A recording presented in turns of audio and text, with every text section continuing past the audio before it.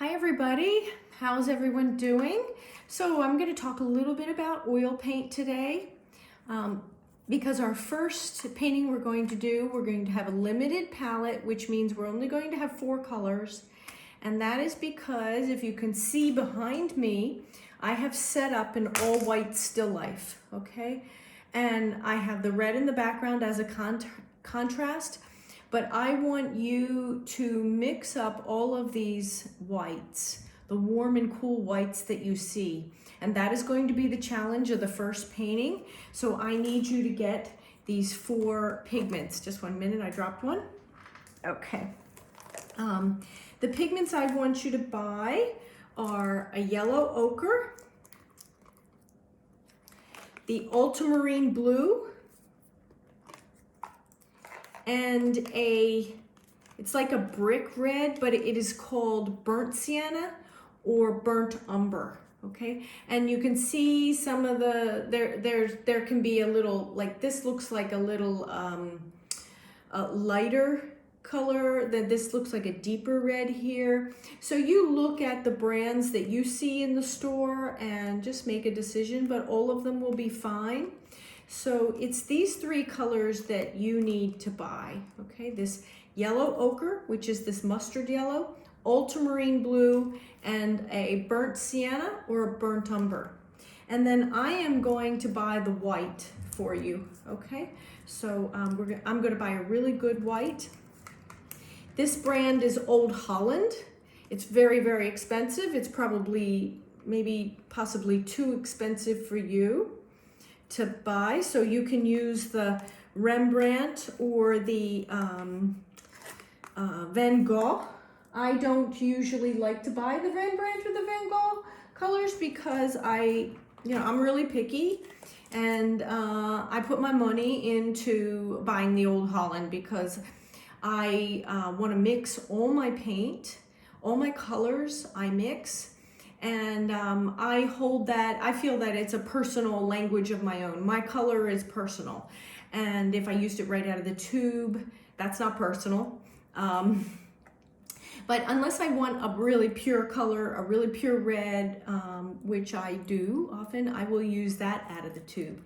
Now, I don't mind buying the Van Gogh or the less quality, lower quality brands. For these oily based paints. They're all oil based, but these are, let me show you. They're just very dye-like paints. They're called phthalo, and they look very almost black inside. And we'll be using a phthalo green and a phthalo blue, okay? So those I will buy the cheaper brands. And this is an alizarin crimson. Okay, as you can also see how dark it is. There's also phthalo blue, but I don't have a really good sample of it to show you today. And just so you know, to mix this, a real black, which you won't need for this painting, but later on, to get a really, really dark black, you can mix this green and the alizarin crimson. The phthalo green and alizarin crimson, which opposite on your color wheel, red and green are complementary colors, so they make black, okay?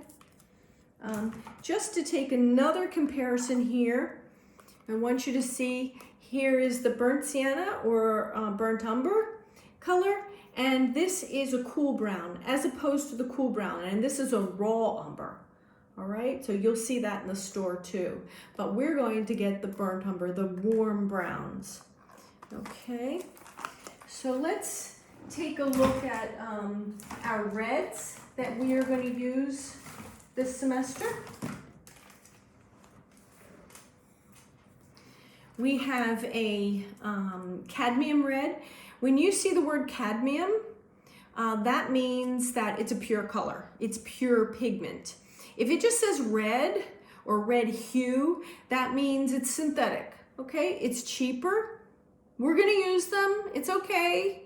But I have the cadmium, okay? Just to get you familiar. Here is another cadmium red. This is a red light, this is a red medium, And you can see this is a deeper red, of course. This is a more orangey red. And then we will also have a pink too, which will either be called magenta or rose.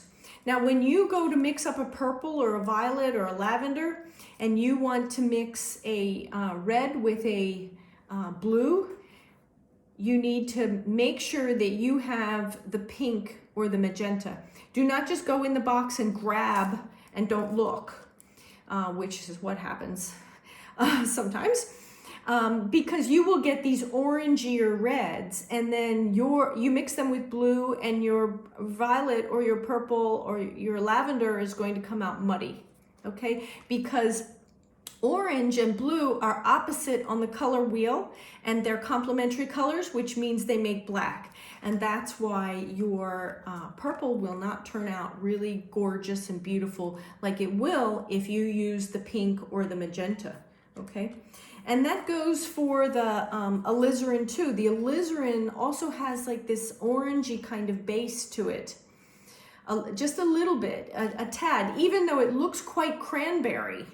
You know, and you'd think, oh, well, maybe I'll mix this with the blue and get the really nice violet. And it doesn't work because it's got a slight orangey to it. And so that creates the black, and you'll be disappointed that you don't get a real vibrant purple like you will when you use the pink. Okay, so now there's just one other thing I wanted to show you about these colors. We're going to have a couple of yellows. Now this is called a cadmium yellow medium. This is cadmium yellow light. And this is a cadmium lemon yellow. When you see lemon yellow, that is the yellow you want when your yellow is more towards green. This is for your cool yellows. These are for your warm yellows, okay? So when you go in that bin, you know, you make sure you have the yellow that you want because it makes a big difference. It's a huge difference. You'll see, you'll get used to using these paints, and you'll see when you mix them up. So I want to talk a little bit about the linseed oil. Linseed oil is just a plant oil, just like olive oil is, although, you know, don't drink it or anything. But this is what we are going to use to thin our paint only. We call this a medium. When you put something in your paint to thin it, it's your medium. And the linseed oil is our medium. But we are not going to use it and dip into it constantly during our painting because we don't want to thin out our paint. I would like you to paint with some nice thick paint, okay? So you just use this to do the drawing on the canvas in the beginning when you're trying to map out your composition and your design of your painting, and then you forgo your linseed oil. I don't want you to touch it again. And because the cheaper paints that are sold here in Singapore, the Rembrandt brand, the Van Gogh brand, they have a lot of oil in them, unfortunately. I mean, I'll tell you what happens.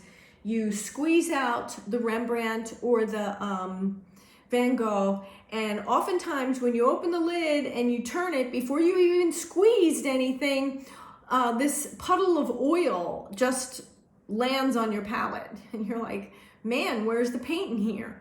I paid enough for this, and and then after that, there's a burp of air.